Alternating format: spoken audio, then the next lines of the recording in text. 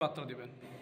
আমি সমস্ত মানুষকে যারা রমজান করবে, রমজান যারা করবে এবং প্রতিটি মানুষ রমজান যারা করে, যারা শরীর অসুস্থ হয় তারা বাদ দিয়ে আমি চাই সবাই রমজানের শুভেচ্ছা জানাই এবং ভালোভাবে কাটুক, সবাই শরীর সুস্থ কামনা করি।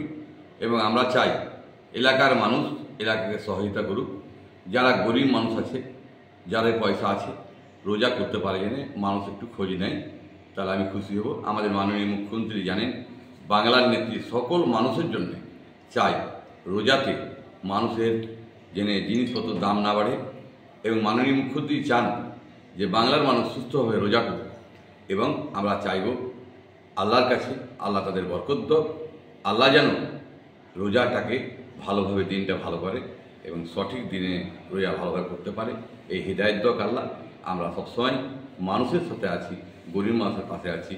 গরিব মানুষের প্রতি আমার বেদনা আছে, ওরা যদি বলে কোনো সাহায্য আমাকে আসবে, আমরা চেষ্টা করব।